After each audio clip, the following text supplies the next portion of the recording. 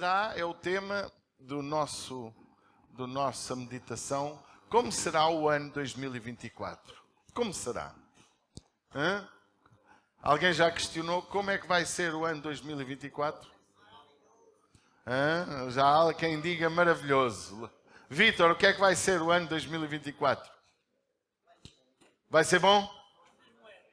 Amém? Então, alguém acha que vai ser mau? Hã? Acaba depressa, não é? Isso é verdade. O Rodolfo está a dizer que acaba depressa. Muito bem. As previsões humanas, elas sempre podem ter oscilações, é ou não é?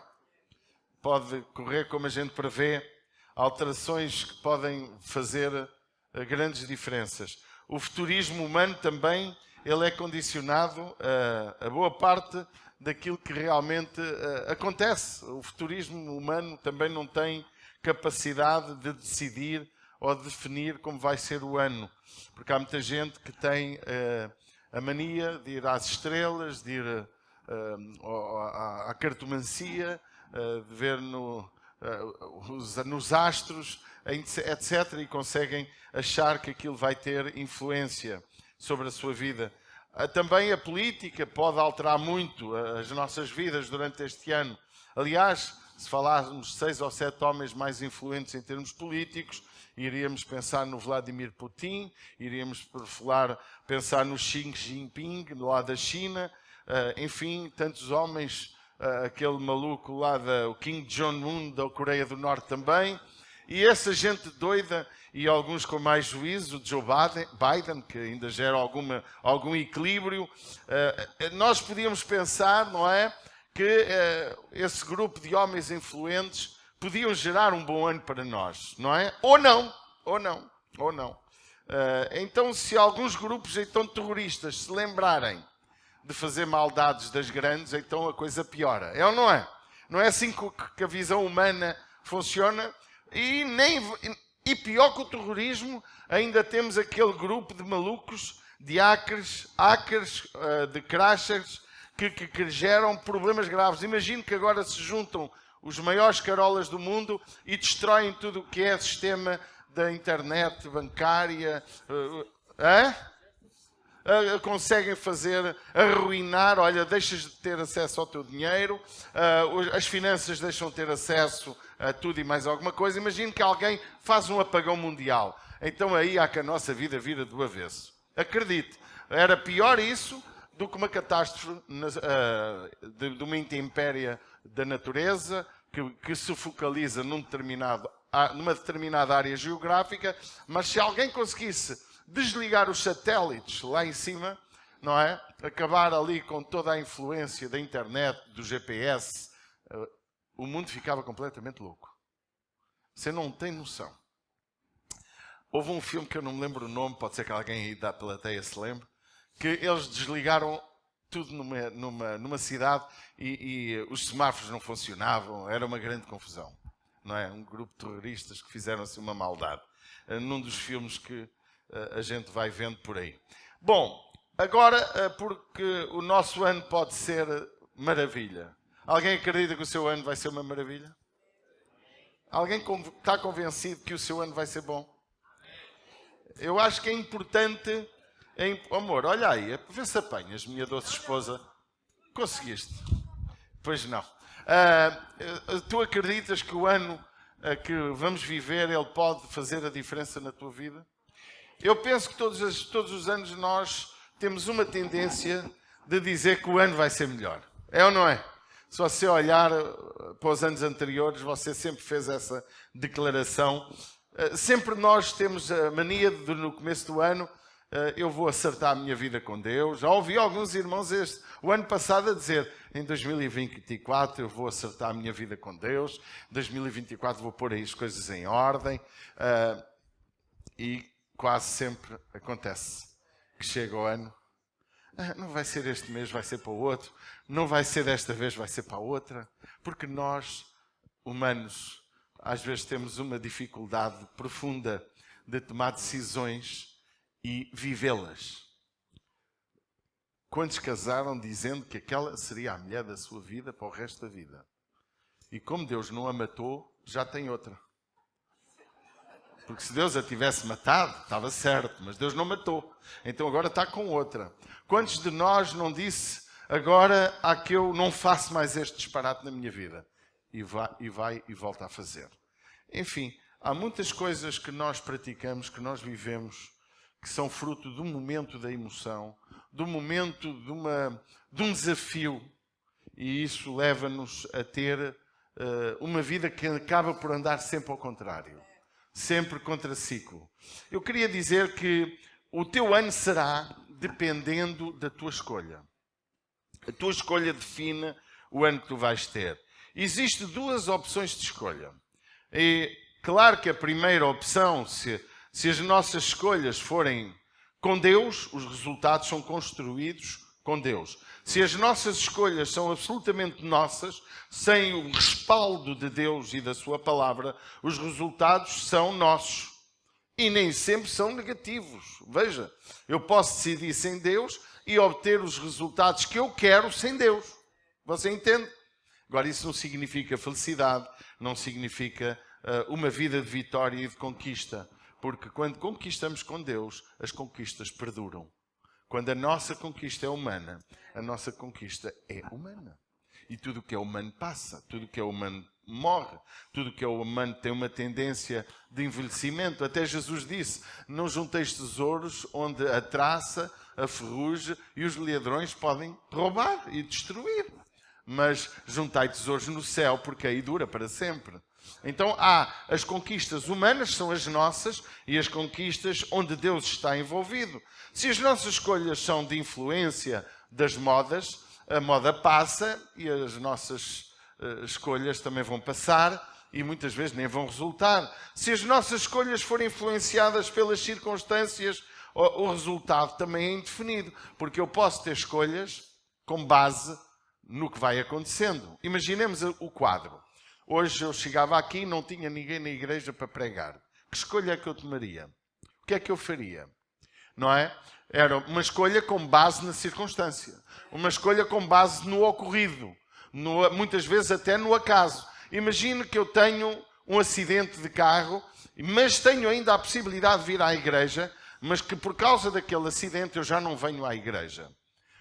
A minha escolha foi condicionada à circunstância. Entende? A circunstância não me impediu de continuar o caminho, porque eu posso ter um acidente e continuar a vir à igreja, se a minha escolha for vir à igreja. Vocês entendem o que eu quero dizer? Eu não estou só a tentar... Se a minha escolha é condicionada às circunstâncias, eu vou viver conforme as circunstâncias e não conforme uma escolha que envolve Deus. Porque quando a minha escolha envolve Deus, nenhuma circunstância altera a minha escolha. Mas se a minha circunstância altera a minha escolha, é porque eu não sou convicto na escolha. Não sou convicto, porque a circunstância altera o padrão daquilo que me vai acontecer. Então nós temos que entender, há circunstâncias que não estão condicionadas a mim. São circunstâncias que acontecem, porque inesperadas. Imagino que eu estou a caminhar, há um vulcão e impede-me de continuar o meu percurso. Eu estou condicionado, mas não altera a minha decisão de ir ao percurso. Vocês entendem? A minha decisão vai ser atrasada, mas não vai ser alterada. Deus disse a Moisés que lhe daria uma terra e Moisés começou um percurso que demoraria 2 anos, mas devido ao pecado dos homens que o seguiram, devido ao povo que era inconstante, devido às circunstâncias que os assustaram, quando os 12 espias foram àquela terra e viram que aquele povo era grande, tinha fortalezas, era um povo armado, era um povo forte, a Bíblia mostra que eles acabaram por 10 espias condicionar o objetivo, a escolha. A escolha foi sair do Egito e ir para a Terra Prometida. Mas aquele povo, junto com os 10 espias, não alteraram o objetivo, mas alteraram o tempo para chegar ao objetivo. Vocês entendem? E nós, muitas vezes, Deus tem plantado em nosso coração o seu propósito e nós, muitas vezes, por causa das circunstâncias, ou porque ficámos desempregados, ou porque a mulher moeu-nos a cabeça, ou o marido moeu-nos a cabeça, ou porque o filho fez algo que me enervou e por causa dessa crise pequena alterou o meu comportamento, quer espiritual, quer familiar e até no trabalho, ou porque eu tive um problema no trabalho e alterou tudo o que eu prometi, tudo o que eu escolhi no culto no dia de hoje, que hoje é o dia 7 de janeiro, eu alterei o meu percurso por causa das circunstâncias. E hoje é o problema da maioria das pessoas que vivem, cristãs, que se consideram santas, que se consideram fiéis a Deus, elas vivem constantemente a alterar a sua escolha, a alterar a escolha de Deus para a sua vida por causa das circunstâncias. Alguém está cá? Alguém está a ouvir o que eu estou a falar? Está a fazer sentido ou estou um bocadinho confuso? O povo, lá em Josué, eu gosto muito deste texto, embora é só mais um, hoje até um dia que vamos ter alguns textos, que é bíblicos, diz assim, quando Josué, que estava a liderar o povo, lá no capítulo 24, Josué diz ao povo, agora pois temei ao Senhor e servi-o com sinceridade e com verdade. Amém? Ouça bem a palavra. E deitai fora os deuses os quais servis aos vossos pais, da além do rio e no Egito, e servi ao Senhor. Josué estava a dizer, deixai os deuses. Deus o que é? Muita gente pensa que Deus é uma imagem de escultura, que Deus é só quando a gente se verga a alguém que não é, que para si se torna um Deus. Eu quero dizer que Deus pode ser o teu marido, Deus pode ser os teus filhos, Deus pode ser o dinheiro. Um Deus pode ser a tua beleza. Eu sou lindo e tu fazes o culto a ti próprio. O teu Deus pode ser o álcool, o jogo, o tabaco. O teu Deus pode ser muitas coisas. A tua luta por sucesso, o amor ao dinheiro, o desejo de enriquecer. Esse pode ser o teu Deus. E o Josué dizia, deixai os deuses. Ele estava a falar que naturalmente vinham do Egito, e no Egito havia muitos deuses, e muitas vezes muitos do povo hebreu adorava alguns desses deuses. Ok? E também como veio uma mistura de gentes, veio egípcios com o povo de Deus, veio israelitas fiéis e infiéis. A Bíblia diz no início, quando saíram do Egito, havia uma mistura de gentes. E ao ponto de, durante algumas vezes, Deus ter que fulminar algumas pessoas que estavam a corromper o próprio povo. E em determinado momento Deus quis dizimar o povo e disse a Moisés, de ti farei uma nova nação. E Moisés disse, não, este povo obstinado é o teu povo. Só que Deus sabe, muitas vezes os nossos corações não querem confiar, nem querem seguir Deus. E Josué, depois de estar na terra prometida, depois de Moisés já ter falecido e Josué tomar a liderança, ele desafiou o povo e da além do rio e servi ao Senhor. De que maneira? Servi com sinceridade e com verdade. E depois ele continua, porém se vos parece mal aos vossos olhos servir ao Senhor, escolhei hoje a quem servais.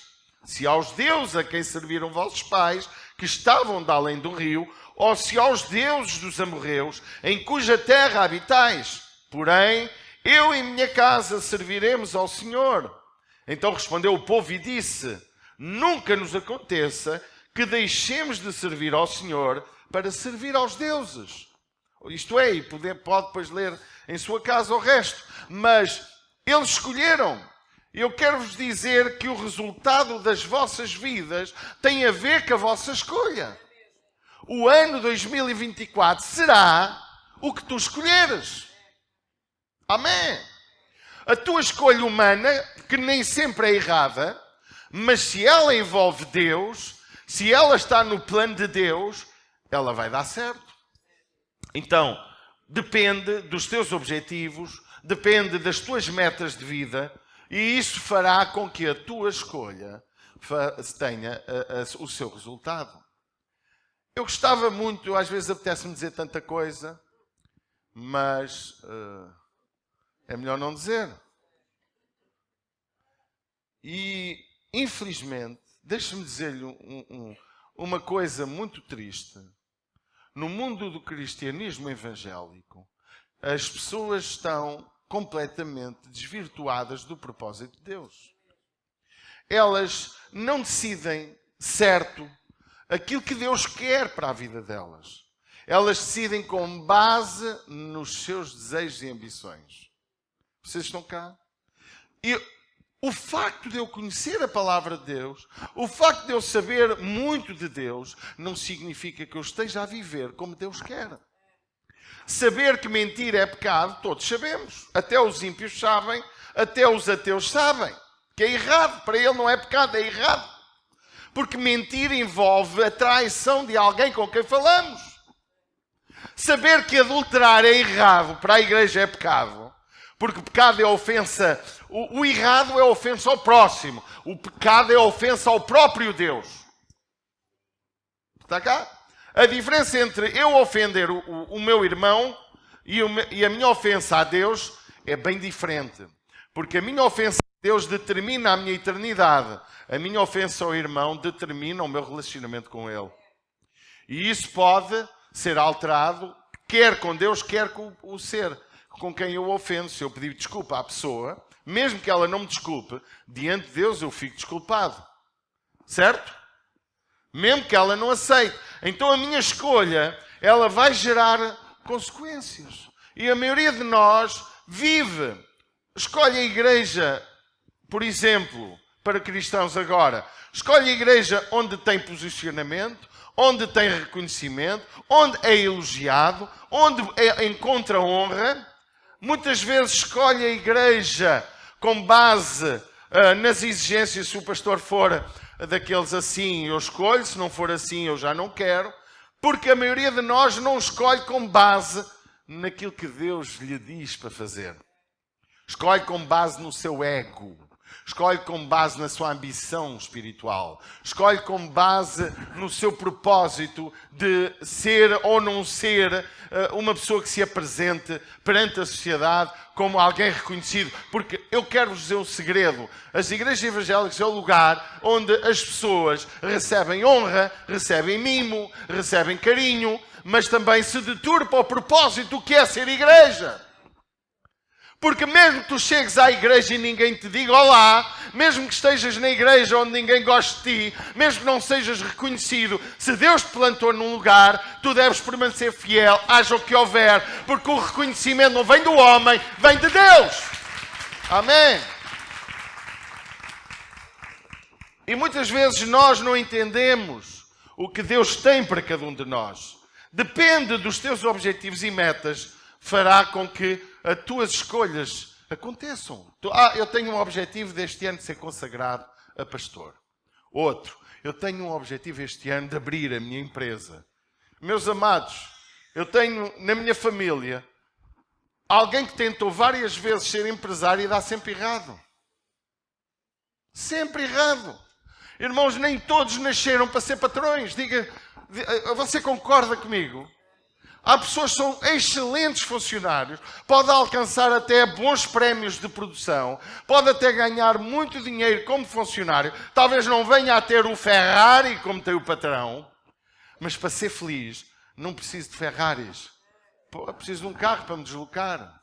Para ser feliz eu preciso de muito poucas coisas, porque nós achamos que ter bens faz de nós gente mais feliz, mas não faz. Deixe-me dizer-lhe um segredo. Se eu fosse um homem que vivia na Ucrânia, hoje que Deus me deu ao longo dos meus 56 anos, antes de ser pastor, já Deus me tinha dado algum património conquistado pelas minhas mãos e da minha amada esposa, não é? Já era senhorio antes de ser pastor. E eu hoje, passado anos, Deus me abençoou e foi acrescentando alguma coisa. Mas, deixe-me dizer-lhe, se vier uma guerra como na Ucrânia, eu fico tão miserável como qualquer miserável. Eu não é? As minhas metas não podem ser metas com base em aspectos materiais. Embora não seja errado eu dizer, olha, eu este ano tenho como objetivo comprar a minha casa. Não é errado, mas tens que colocar Deus nessa meta. Tens que perguntar a Deus se esta é a hora. tens que fazer como Jesus ensinou, se sentaste à mesa e fazer contas. Muitas vezes nós compramos coisas sem ter o mínimo de condições para as ter. E depois queixamos-nos porque geraram-se problemas, veio o desemprego e não conseguimos pagar aquela prestação. E começamos a entrar em declínio financeiro. Porquê? Porque tu não fizeste uma coisa muito simples, que é, no começo do ano 2024, parares para fazer contas e dizer o que é que tu podes fazer. Eu agora tenho que comprar o iPhone, o 15, o X Plus, 512, como eu estou a falar do que eu comprei, não é? 512 não sei o quê. Então, mas se tu só tens verba para comprar um não sei o quê de 100 reis, compra o de 100 reis. E ser feliz com ele, porque ele vai fazer as mesmas chamadas, vais ver as páginas da internet igual, vais ver tudo e vais ter tudo, só não tens um telefone com mais um pouquinho de limites, mas que se calhar para ti é mais que suficiente. Permita-me dizer-lhe, eu não preciso de um Ferrari. Não preciso. A não ser que alguém me dê. Mas eu vendo logo a seguir, porque eu não ganho dinheiro para pôr gasolina naquilo. E o seguro, que é caríssimo, estava o Rodolfo a dizer. Eu, como não ganho para gasóleo, agora comprei um carro a pilhas. A pilhas, uma coisinha pequenina. Um dia vou ter um melhor. Eu acredito que vou, mas tenho que terminar certas coisas para conseguir avançar noutras. Amém? Não é falta de fé, não é isto, não é aquilo. Irmão, ter um carro não é uma questão de fé. Ter um carro é uma questão de necessidade. Ter um telemóvel não é uma questão de fé, é uma questão de necessidade. Agora, irmãos, Deus é o Deus que nos quer ajudar a atingir as metas. As tuas metas, muitos de nós têm metas materiais, metas de lazer. Olha, eu este ano quero umas férias no Dubai. E faz um crédito maluco para ir ao Dubai, que a família toda, vamos todos ao Dubai. Ao Dubai. Depois ficam lá deitados ao sol, na piscina, parecem salsichas ou lagartos, e nem conhecem o Dubai. Foste ao Dubai, fui. Onde é que estiveste? No hotel. Até não viste mais nada, não foste ver as ilhas artificiais, não foste ver aquelas coisas extraordinárias. Não, estava na piscina, mas estava no Dubai.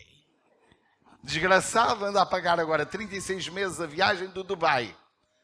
Não é capaz de ter dinheiro para ir ao McDonald's com o filho, não é capaz de ter um dia para passear com a família, porque gastou tudo no Dubai. E depois disse que o ano 2024 vai ser fantástico. Vai arranjar uma dívida fantástica para 4 ou 5 anos, porque foi ao Dubai. Metas de lazer. Outros se for ali o meu Rodolfinho, mas ele pode. Eu quero beber um vinho XPTO. Aqueles franceses. Ajuda-me aí que uma marca custa 2.500 euros. Um Petros. Eu quero um vinho Petros. 2.500 euros uma garrafa de Petros. É o barato. Petros, mas barato. Há um vinho nos Açores muito, muito lindo, muito bom, 7.500 euros. Também, em Portugal, também há uma garrafinha. Mas também é escrita a ouro, não é? Aquelas letras. E a pessoa empenha-se só para dizer que bebeu um Petros. Uau, um Czar. Um vinho não sei quê. O Czar eram os antigos da Rússia. Não é? Mas acho que há um vinho que não é Czar, é um nome próprio parecido. Depois, que tem um nome muito parecido. E então, irmãos, nós precisamos de perceber que as nossas metas materiais, metas de lazer, metas que são alcances humanos, elas têm que ser balizadas com Deus. Amém? Se as tuas metas só existem para o que é material ou pessoal, os teus resultados são sempre incertos e as frustrações serão muitas vezes repetidas. Se as tuas metas são relacionadas com Deus e colocares Deus tudo aí, todo o ano vai ser um ano fantástico. Será tremendo. O melhor ano de todos, mas as tuas metas, os teus objetivos têm que ser com Deus. Deus diz uma coisa muito incrível, que já a minha mulher ou alguém leu aqui durante estes 7 dias deste ano, que todos os dias temos estado na casa do Senhor, todos os dias à noite estamos aqui em oração, das 8 às 9, exceptuando hoje, domingo, porque estamos em Fátima, no culto, às 19 horas. Mas já alguém falou, buscai, Mateus 6,33, buscai primeiro, diga comigo, primeiro, o reino de Deus. Amém? Buscai primeiro, diga comigo, o reino de Deus e aquilo que é justo, a sua justiça, aquilo que é correto, aquilo que é verdadeiro. A palavra justiça aqui não está por acaso. Porque nós temos que buscar Deus e temos que buscar o que é justo. Eu não posso querer Deus para mim e o diabo para os outros. Eu não posso querer Deus para mim e só a justiça ser a meu favor e eu ser injusto para com os outros. Vocês entendem? Eu não posso tornar-me injusto para com os outros. E todas as coisas. E é interessante porque ele está a falar de um contexto, e veio o versículo 34 a seguir, ele está a falar de um contexto das pessoas andarem ansiosas por aquilo que hão de comer, por aquilo que hão de vestir, andarem tão preocupadas. E Jesus, esqueçam isso. Essa preocupação humana, porque é humano, é uma preocupação legítima, tudo bem. Mas essa preocupação não pode ocupar o vosso coração. Não pode preencher a vossa alma. Vocês têm que buscar primeiro. Diga comigo primeiro. O reino de Deus. Primeiro. O que é de Deus. Primeiro, irmãos, nós temos que... Estava o Cláudio aqui a falar, a dar uma palavra no dia 2. Uma frase que eu gostei muito e ontem o Tiaguinho também completou. E o Cláudio disse uma coisa que eu achei fantástica. Tu podes falar de Deus a muita gente. Tu podes falar para lerem a Bíblia. Tu podes falar o que tu quiseres às pessoas. Mas elas não vão ler a Bíblia. Elas vão ler a tua vida. É a tua vida que denuncia quem tu és. Amém? E nós, igreja, esquecemos que aquilo que é simples do Evangelho é aquilo que a gente não faz. Que é de manhã, quando eu me levanto, ó Pai, eu te entrego este dia. Ó Papai, ajuda-me a ser um exemplo neste dia. Ó Papai, que eu não tome nenhuma decisão de impulso, sem pensar onde é que está o teu plano na minha decisão. Vocês estão a entender? Então, nós precisamos de compreender que primeiro os nossos planos têm que estar em busca daquilo que é de Deus. Primeiro buscar Deus. Não é em vão que Jesus disse amar a Deus acima, diga comigo, acima de todas as coisas, com todo o nosso entendimento, com todo o nosso sentimento. E o próximo, amá-lo como tu te amas a ti mesmo. Não, e depois Jesus dizia, todas essas coisas vos serão acrescentadas, não vos inquieteis, pois, pelo dia da manhã. Irmão, esquece a guerra. Porque se nós formos olhar para a circunstância do mundo, se você falar comigo num contexto privado, e agora vou tornar o privado público, não é? Você diz, este gajo é dramático. Este gajo tem uma visão do mundo muito negra. Eu tenho a visão pior do mundo, irmãos. Eu sou pior que o João na ilha de Patmos. O João viu tudo a destruir-se. O Daniel, eu ainda vejo pior que ele, porque ele não via a inteligência artificial. Ele não via os motins que estavam a acontecer no mundo. Irmão, o mundo vai entrar num colapso fantástico. Você não tenha dúvida. As pessoas vão começar a roubar, a matar, como a Bíblia fala sobre Noé, sobre a violência no tempo de Noé, sobre a prostituição, a promiscuidade sexual do tempo de Ló, de Sodoma e Gomorra. Ou você acha que o mundo vai melhorar? Não vai! Sabe para quem é que vai melhorar? Para a igreja! Sabe porquê? Porque a nossa esperança não é material. A nossa esperança não está com base nas circunstâncias. Eu, se não tive amém, que pena. Alguém na internet que dê um aplauso?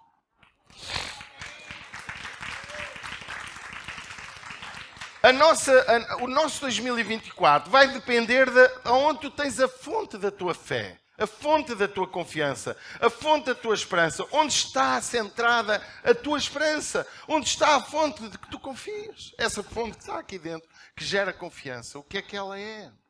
Se a tua fonte é dinheiro, se o dinheiro acaba, vai tudo com os porcos. Se a tua fonte é a tua capacidade, se tu ficares doente, vais ver que és limitadíssimo. Se a tua fonte é confiares em ti próprio, deixa-me dizer-te que a minha confiança em mim não é errada, se ela tem como base a minha gratidão para com Deus. Amém? Jesus disse, sem mim, nada podeis fazer. Eu confio em mim. Eu acho que sim, tenho coisas que eu posso.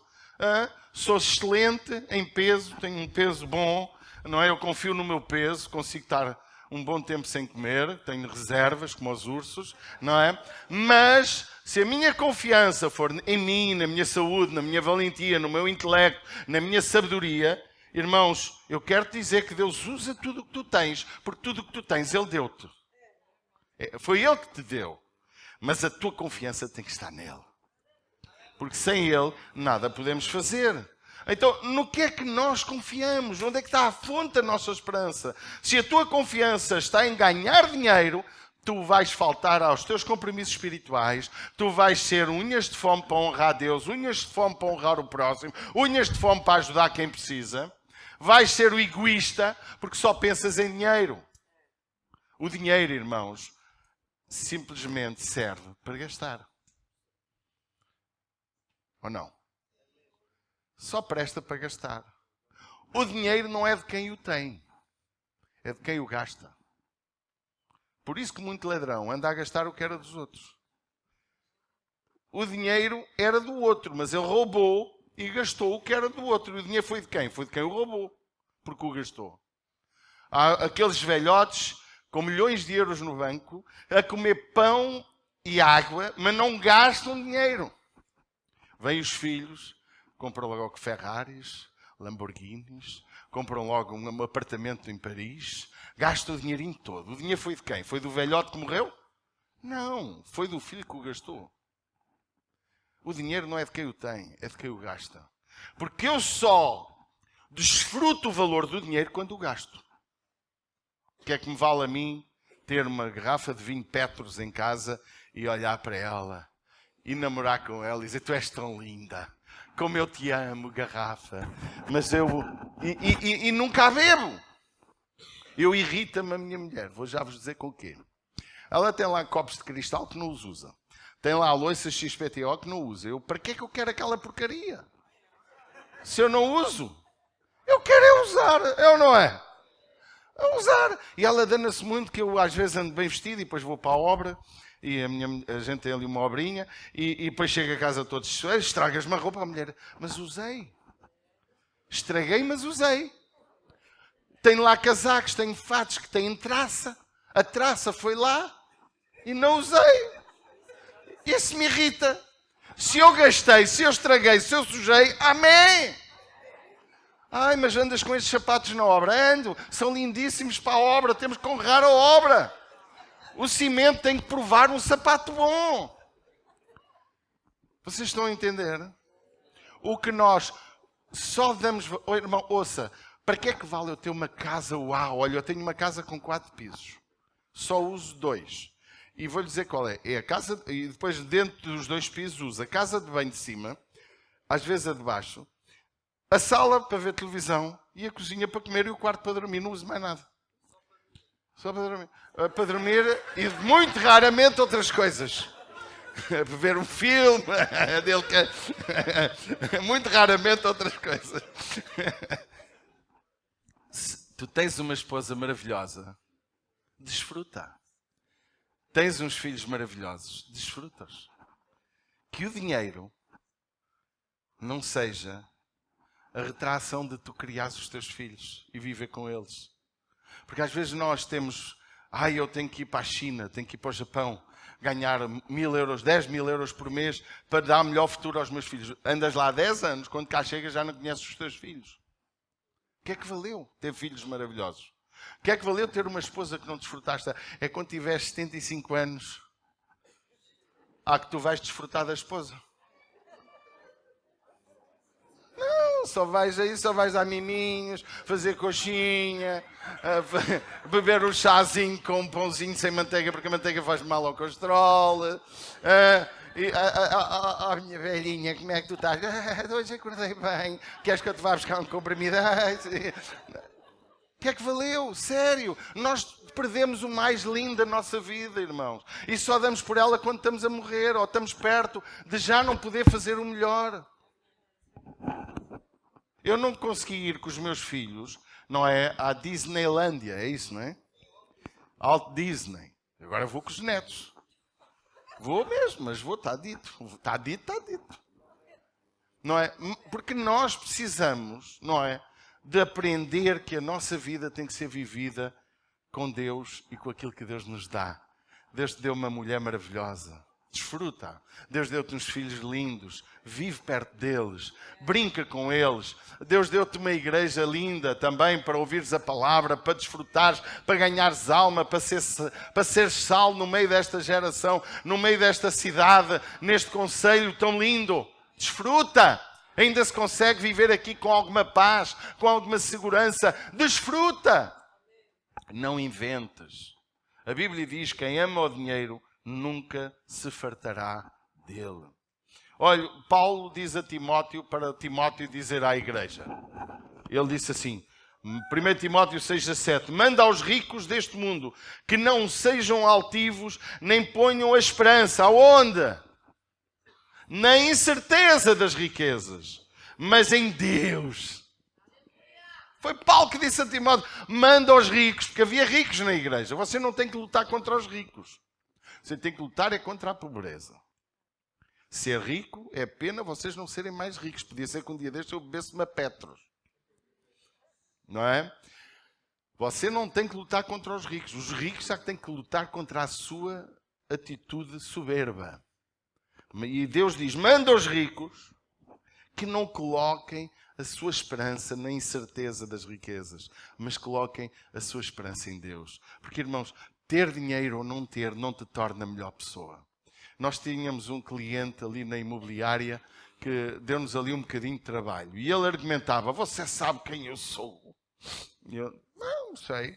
É uma pessoa bonita, de cor. A esposa também.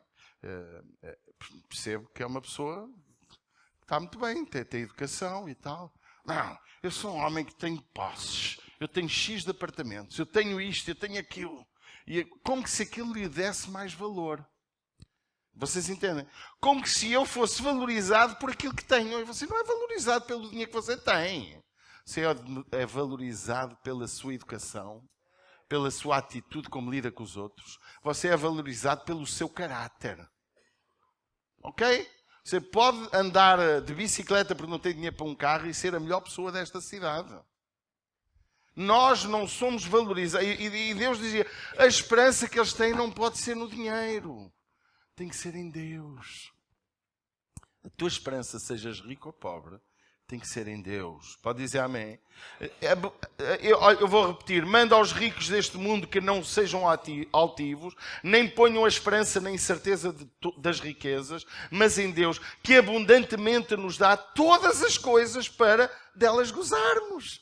Paulo tinha noção de que aquilo que eu tenho, seja eu rico ou pobre, Deus me deu para eu desfrutar. Desfruta do que tu tens. Eu gosto de desfrutar do que tenho. Você não gosta? Desfruta. Ser feliz. Não guarda. Podes ter uma peça de louça para oferecer quando está lá, a melhor visita, tudo bem. Mas se a partires, metes a outra, porque o importante na visita não é o que tu metes na mesa, é o facto de estarem juntos. Ou não é? É o estar junto. O ter a honra e o prazer daquela visita. Se podes ter melhor, tem, mas se partiste, partiu. Mas não esqueçam de gozar o que Deus nos dá. Que façam bem. Enriqueçam em quê? É Timóteo 6,17, se quiseres pôr, ó jovem. Que enriqueçam em boas obras. A nossa riqueza deve ser nas boas obras. Às vezes nós pensamos que boas obras é nós darmos dinheiro. Não é. É tudo menos dinheiro. Boas obras é tu seres delicado com quem te rodeia. É com o mendigo seres educado também. É com a pessoa rica teres uma atitude certa. Com a pobre ter a mesma atitude. Porque a gente às vezes parece que muda de postura consoante o dinheiro que a pessoa tem. Isso não é ser igreja. Ser igreja é nós olharmos uns para os outros como sendo um igual a mim. Por isso que Paulo em Filipenses ele disse no capítulo 2, de sorte que vocês olhem uns para os outros considerando o irmão superior a ti próprio. Lembram-se? Está lá! Considera o teu irmão como superior. Nada façais por contenda ou vanglória, mas por humildade. Cada um considera os outros superiores a si mesmo. Está escrito. Que nós possamos entender isto. E olha o que diz. Repartam de boa mente e sejam comunicáveis. Que entesourem para si mesmos um bom fundamento para o futuro, para que possam alcançar a vida eterna. A maneira como lidamos uns com os outros, a maneira como confiamos nas riquezas, elas definem a nossa eternidade. A tua escolha precisa estar envolvida em fé. A Bíblia diz que pela fé entendemos que os mundos e pela palavra de Deus foram criados, de maneira que aquilo que se vê não foi feito do que é aparente. Ou seja, se Deus agora metesse aqui um rio a vir dali, uma nascente de água começava a correr ali de cima, de onde não há qualquer condição. Imagina aqui uma queda de água a cair agora. Começava a chover, estragava as colunas e pumba, começava a chover. Mas não era a chuva da rua, não era o telhado roto, era uma fonte invisível de água. É impossível isso acontecer, não é? Ali não há nenhuma fonte, pois não. Ao lado disto não há nada, há um telhado. Não há como extrair água de cima, porque não existe terra, não existe nada onde a água pudesse nascer vindo de cima. O que Deus está a dizer é que Ele fez isto acontecer. Ele fez o mundo daquilo que não era aparente. Aquilo que nós vemos não foi feito o que é aparente. Uma cadeira foi feita com base no ferro e no plástico. Havia matéria-prima. Deus fez sem matéria-prima. Ele agora fazia nascer ali uma fonte de água que vinham de todo o mundo, os cientistas e toda a gente mais sábia do mundo. Como é que nasce ali uma fonte de água? E eu dizia, foi Deus. Foi Deus. Mas não é possível, não há ali sítio nenhum.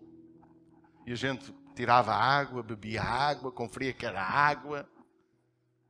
E Deus punha ali uma fonte. É isto que Deus fez. Do nada, como diz o texto. Em que Ele do nada fez, olha o que diz. De maneira que aquilo que se vê não foi feito do que é aparente. Isto é fé. E a fé é isto. É crer naquilo que não é natural. É crer naquilo que só Deus pode fazer. Em Hebreus 11:6 diz que sem fé é impossível agradar-lhe, porque é necessário que aquele que se aproxima de Deus creia que Ele existe e que é galardoador de quem? De quem? Dos que o buscam. Deus galardoa quem o busca. Se tu queres um ano cheio de bênção, busca Deus. Se queres um ano de vitória, busca Deus. Se queres um ano de conquistas, busca Deus. Se queres um ano de vitória, só com fé. Envolve os teus projetos humanos, que muitos deles são legítimos, e que mesmo esses deves consultar Deus. Irmãos, eu digo sempre, não mude de emprego sem consultar Deus. Não é consultar ao Senhor, olha, eu vou mudar de emprego, peço que me abençoes. Não! É porque, Senhor, é da tua vontade eu mudar de patrão? É da tua vontade eu abrir este negócio? É da tua vontade eu fazer isto ou aquilo? Consulta Deus. Amém? Porque sem fé não há como agradar a Deus. O teu ano 2024 será um ano poderoso se a tua vida for envolvida em fé em Deus. Nota que quando Jesus libertou aquele rapaz lunático em Mateus 17:20, os discípulos estavam preocupados porque não conseguiram fazer aquela libertação. Já tinham feito muitos milagres, mas aquele não conseguiram. E Jesus disse, porque em verdade vos digo, se tiverdes fé como um grão de mostarda, direis a este monte, sai deste lugar e vai para aquele, e ele te obedece. Nada vos será impossível, se houver fé. Igreja, se nós tivermos fé, e uma fé coletiva, no mesmo propósito, este conselho terá um avivamento que marcará a história da humanidade. Mas temos que ter fé. Temos que ter objetivos certos. Temos que estar no propósito certo de Deus. A fé não invalida a chegada de adversidades. Antes, pelo contrário. Quando a minha fé é ativa, a adversidade é mais que certa. Vocês não viram quando Moisés saiu do Egito como aconteceram tantas adversidades? Porquê? Porque a fé é a maneira como nós alcançamos e a maneira como nós temos a crença de que vamos chegar lá, àquele sítio que é o nosso objetivo. Mas até lá, nada me desvia, como eu comecei a nossa palestra, nada me desvia do objetivo. Porque a fé, ela vence todo e qualquer obstáculo. A Bíblia diz em 1 Pedro 1,7, olha o que é que a Bíblia diz sobre a fé. Para que a prova da vossa fé, muito mais preciosa do que o ouro, que perece e é provado pelo fogo, se ache em louvor e honra e glória na revelação de Jesus Cristo, ao qual não havendo visto, amais, no qual não o vendo agora, mas crendo, vos alegrais com gozo inefável e glorioso, alcançando o fim, qual? Da vossa fé. E o principal fim da nossa fé é a salvação da nossa alma, como diz o texto. A fé, não é? Ela é provada. Pastor, eu comecei a ser fiel nesta área ao Senhor e parece que as coisas não estão a bater certo. A fé é provada. Ser fiel. Mantenha o teu propósito. Não saias do teu lugar. Não mudes a tua atitude com Deus. Não mudes os teus objetivos com Deus. Porque Deus vai te honrar. Porque a Bíblia diz que nós alcançamos o fim da nossa fé. Ontem o Tiaguinho falou que, pelos vistos, teve uma intervenção divina no corpo dele. Porque tinha uma série de situações que desapareceram quando fez os exames. Não haviam mais. Será que algum de nós já experimentou cura, libertação, restauração? Já viu Deus a mudar, a fazer coisas grandes? Meus amados, a Bíblia diz que a tua fé é aprovada, mas se tu permaneceres, tu alcanças o objetivo dela. Amém? Deus é um Deus de promessas que nos promete coisas maravilhosas. O Salmo 1 diz: bem-aventurado quem medita na sua palavra dia e noite. Meditar na palavra é meditar naquilo que gera fé, porque a fé vem pelo ouvir, mais baixo. A fé vem pelo ouvir e o ouvir da palavra de Deus. Eu gosto muito do Salmo 105, que ele diz: 119, desculpem. Lâmpada para os meus pés é a tua palavra e luz para o meu caminho. Isto é, ele está a dizer, a minha fé, que é a palavra, amém? Porque eu acredito na palavra, é ela que guia os meus passos. A tua vida, as tuas escolhas, têm que ter como base a palavra de Deus. E olha que só subsiste, como diz 1 João 2,17, que o mundo vai passar. Este mundo vai passar, irmãos. As casas lindas que tu constróis, a casa que tu compraste, o carro que tu tens, vai tudo derreter. Mas aquele que faz a vontade de Deus permanece para sempre. 1 João 2,17, na tradução de linguagem de hoje, diz: o mundo passa com tudo aquilo que as pessoas cobiçam. A outra tradução diz: o mundo passa, não é? E junto com as suas concupiscências, que é os desejos, com tudo aquilo que cobiçam, porém aquele que faz a vontade de Deus vive para sempre. Só quem vive em ação com a sua fé, só quem decide com base na sua fé, só quem é fiel a Deus com base na sua fé, a que nós podemos dizer que o ano 2024 vai ser fantástico. Decide, este ano vai ser fantástico. Não porque eu sou capaz, não porque eu decidi humanamente o que eu quis, mas porque todas as minhas decisões E porque eu também sou capaz, porque Deus me deu essa capacidade. E porque Deus está no propósito de cada decisão minha, eu vou ter o melhor ano do mundo. O melhor ano da minha história. Amém? E 2025 ainda vai ser melhor, porque se continuares o percurso da tua obediência, da tua fé, de tu viveres conforme o plano de Deus, conforme a sua palavra, eu garanto-te que o ano 2024 vai ser maravilhoso. Nem que haja o que houver. Até podes morrer em 2024, mas a Bíblia diz que o nosso caminho aqui é uma passagem para aquilo que é mais maravilhoso, que é a eternidade com Jesus. Jesus até disse: vou-vos preparar um lugar para que onde eu estiver vocês estejam também. Ou seja, 2000 anos a construir um lugar para mim deve ser fantástico.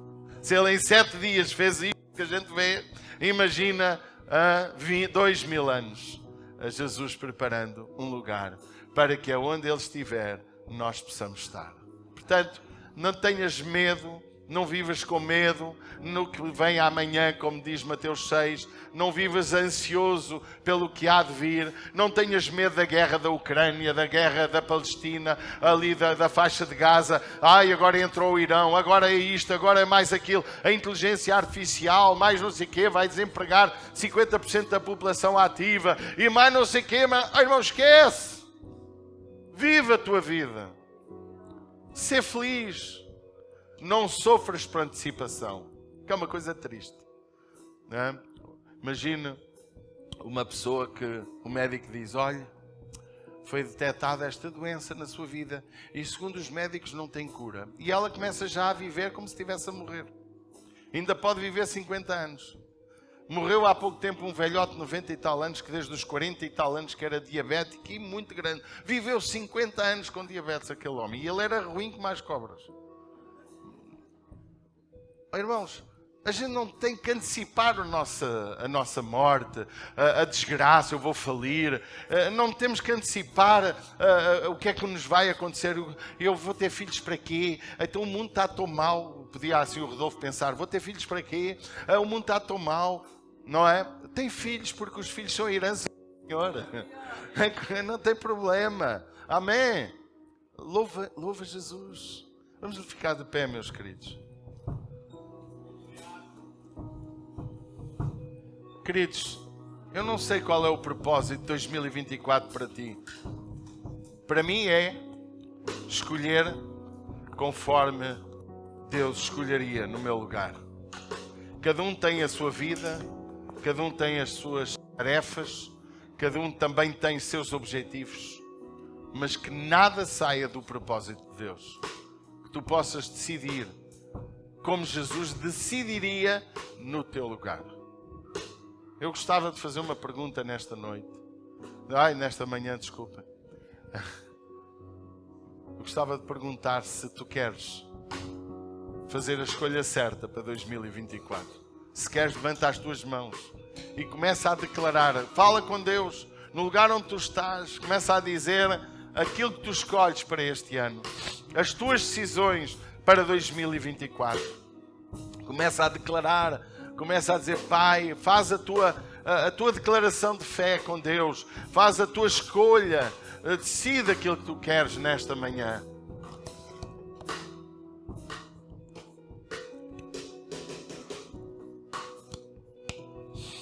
Oh Pai, nesta manhã, Espírito Santo, nós queremos agradecer-te porque pudemos ouvir a tua palavra e nós queremos decidir, escolher com Deus todas as nossas decisões. Não queremos fazer nada que tu não queiras. Também não queremos proceder de forma que desonra a tua palavra. Pai, queremos que em 2024 as pessoas que nos rodeiam olhem para nós e vejam Cristo em nós. Pai, ajuda-nos, Deus, a viver no teu propósito. Ajuda-nos a viver de tal maneira na tua vontade que as nossas vidas possam brilhar como astros no mundo. Pai, eu entrego o teu povo nas tuas mãos. Eu peço que tu ajudes cada um, em nome de Jesus, que libertes os seus corações de toda a amarra, de todo o impedimento, de tudo aquilo que possa trazer prejuízo à sua vida espiritual. Em nome de Jesus e para a glória de Jesus. Amém. Eu não sei se temos alguém nesta manhã que nunca entregou a sua vida a Jesus, que nunca disse: eu quero esse Jesus, eu quero viver dessa maneira. Eu não quero só ter um ano bom, eu quero ter um ano com Deus. Eu quero viver um ano com Deus. Tanto online como aqui, presencialmente. Se algum de vocês quer entregar a sua vida a Jesus, levanta a sua mão. Eu quero orar por si. Estamos todos de olhos fechados. Toda a gente de olhos fechados. Levanta a sua mãozinha. Eu quero orar. Não baixe a sua mão. Deixa a sua mão bem alto. Eu quero orar pela sua vida. Pai, Tu estás vendo os braços no ar. Eu oro em nome de Jesus. Para que Tu possas, Deus, trazer uma experiência real, Deus, com estas vidas. Para que elas verdadeiramente se possam arrepender dos seus pecados e consagrar este ano ao Senhor. Dedicar este ano para que Tu possas ser o comandante da sua vida. Pai, eu entrego as suas vidas em Tuas mãos. Peço a Tua proteção. Peço que o Teu Espírito possa convencer estas vidas a viver de uma forma correta e certa, de acordo com a Tua vontade, de acordo com a Tua palavra. Em nome de Jesus. Amém e amém. Vamos dar um aplauso a Jesus.